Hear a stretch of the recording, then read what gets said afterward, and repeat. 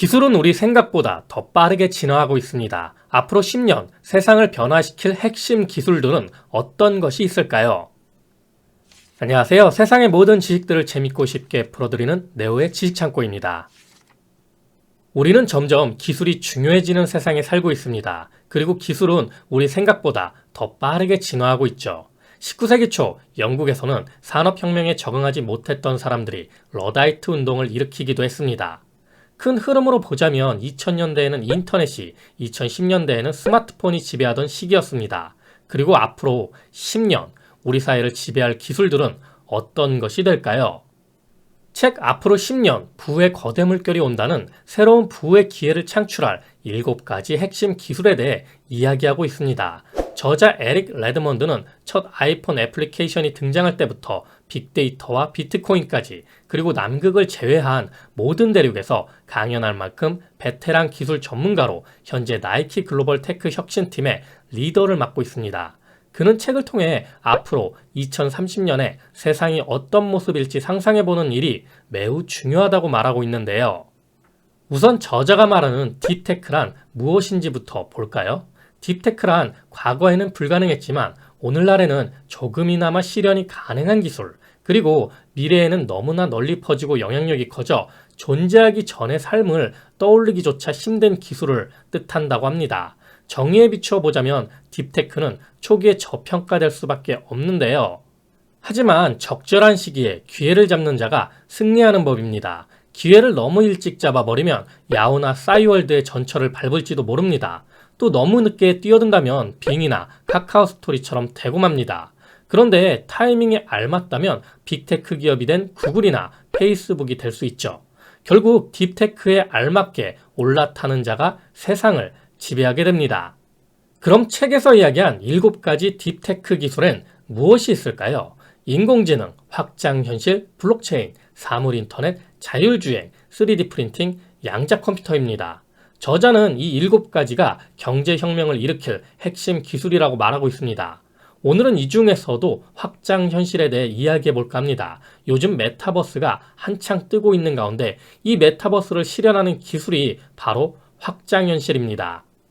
확장현실은 가상현실, 증강현실, 혼합현실에 이르기까지 가상현실 기술 전체를 통틀어 일컫는 말입니다. 처음에는 쓰지 않다가 2017년 3월 개방형 기술 표준을 연구하는 크로노스 그룹에서 VR과 AR을 통합하는 업계 표준 이름을 오픈 XR이라 붙이면서 널리 쓰이기 시작했죠. 이렇게 XR로 부르면서 이건 왜 VR이고 저건 왜 AR인지 굳이 설명할 필요 없이 그거 모두 XR이야 하면 되니 좀 편해지긴 했습니다. 그래도 가상현실과 증강현실은 의미가 다르기 때문에 조금 부연 설명을 하겠습니다. 가상현실의 목적은 현실과 다르면서도 몰입감이 뛰어난 세계를 만드는 것이라면 증강현실의 목적은 우리가 살고 있는 현실 세계에 정보를 더하는 것에 있습니다. 그리고 증강현실이 현실과 더 완벽하게 섞이면 혼합현실이라고 합니다. 이 서로 다른 두 방식을 쉽게 이해하려면 각 기술의 대표 주자를 예로 드는 게 좋을 겁니다. AR 글래스의 창시자인 구글은 검색 강자답게 정보의 원천이자 현실 세계의 가이드가 되고 싶어 합니다. 증강현실에서 가장 많이 사용되는 기기는 스마트폰이지만 플래그십 증강현실 기기인 구글 글래스는 구글의 목표인 전 세계의 정보를 체계화하기를 충실히 반영합니다. 다만 구글 글래스는 분명 일반 소비자를 대상으로는 흥행에 실패했죠. 그러나 여전히 기업용으로 명맥을 유지하고 있으며 가격도 차차 저렴해지면서 좀 더 쉽게 사용이 가능해질 겁니다. 구글 글래스를 가장 잘 표현한 것으로는 드래곤볼의 베지터가 쓰고 있는 전투력 측정기 스카우터를 떠올리시면 됩니다.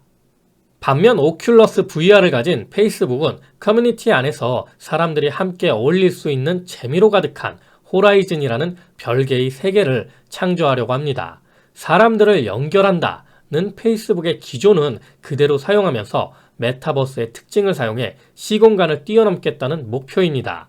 이 목표를 향한 여정에서 페이스북의 오큘러스 인수는 신의 한 수라고 볼 수 있죠. VR 기기는 우리를 가상현실과 연결해주는 하드웨어로 이 기기를 얼마나 저렴하게 공급해 다수의 사용자를 확보하느냐가 관건입니다. 또한 VR 기기와 가상현실 플랫폼과의 연계도 중요하죠. 지금까지 시장에서 VR 기기를 성공적으로 공급한 기업은 오큘러스였습니다. 가상현실의 선두가 되려는 페이스북은 얼마 전 이름마저 메타로 바꿀 만큼 적극적으로 메타버스 시장에 뛰어들고 있습니다. 페이스북이 메타로 사명을 변경하는 이유는 모바일 인터넷이 점차 메타버스로 진화하는 과정에서 미리 주도권을 쥐겠다는 의미로 볼 수 있는데요. 지난 10년 동안 페이스북은 가상현실의 규모를 키우기 위해 다른 어떤 기업보다도 공격적으로 투자해왔으며 이제는 이 도박이 슬슬 성공을 거두는 듯 합니다. 오큘러스 퀘스트는 최초의 완전한 독립형 VR 헤드셋으로 사용할 때마다 게임용 컴퓨터에 연결할 필요가 없습니다. 그 자체로 컴퓨터 역할을 하는 거죠. 관련된 도구나 즐길 수 있는 게임의 수도 많아지고 있으며 세세한 기술적 이슈들 또한 꾸준히 해결되고 있습니다. 게다가 아이들이 사용할 수 있을 정도로 간단합니다. 결국 오큘러스 퀘스트는 대중을 겨냥한 VR 기업들이 기준점으로 삼는 대표 기기로 자리 잡았습니다. 페이스북은 이 오큘러스를 통해 호라이즌을 세계적인 놀이터로 만들기 위해 준비 중입니다. 그런데 페이스북이 만든 메타버스 세계 호라이즌은 과연 어떤 세상일까요? 호라이즌은 페이스북 로그인을 지원하지만 페이스북과는 별개의 서비스입니다. 호라이즌은 홈, 월드, 워크룸 세 가지로 나뉘며 홈은 호라이즌 접속 시 첫 화면이자 자신의 집을 꾸미고 친구들을 초대하는 용도, 월드는 사람들을 만날 수 있는 랜드마크, 광장 등의 공간입니다. 워크룸은 이미 출시된 제품으로 사무실이나 회의 공간 등을 제공해 가상 캐릭터끼리 만나 함께 일할 수 있는 공간이죠. 현재 오큘러스 퀘스트2의 누적 판매량은 약 900만 대이며 올해 내 누적 판매량은 1000만 대를 달성할 것으로 예상된다고 합니다. 페이스북은 흔히 사용자 수를 시민으로 표현하는데 오큘러스 퀘스트2만으로 서울 정도의 시민 수를 확보하게 된 겁니다. 페이스북의 호라이즌을 가장 잘 표현해 준 것은 레디 플레이어 1에 나오는 메타버스 세계 오아시스입니다. 다음으로 마이크로소프트는 구글과 페이스북 사이에 있습니다. 사용자에게 현실과 가상이 통합되는 경험을 제공하려는 것으로 구글, 페이스북과 마찬가지로 마이크로소프트 역시 제품의 자사의 문화를 깊이 반영하고 있습니다. 2020년 출시된 홀로렌즈2는 그 어느 경쟁업체의 혼합현실 기기보다 훨씬 탁월한 성능을 자랑했으며 마이크로소프트가 우위를 점하고 있는 기업 시장을 겨냥하고 있습니다. 앞으로는 자동차를 제작하고 프린터 헤드를 대체하는 등 더 방대한 디지털 요소들이 현실 세계에 가미될 겁니다. 이런 흐름에서 마이크로소프트는 MR이 장래에 반드시 커다란 수익을 안기리라고 판단했습니다. 마이크로소프트의 혼합현실을 가장 잘 표현해 준 것이 아이언맨입니다. 영화 속에서 주인공 토니 스타크는 자비스를 이용해 발명품을 뚝딱 만들어내죠.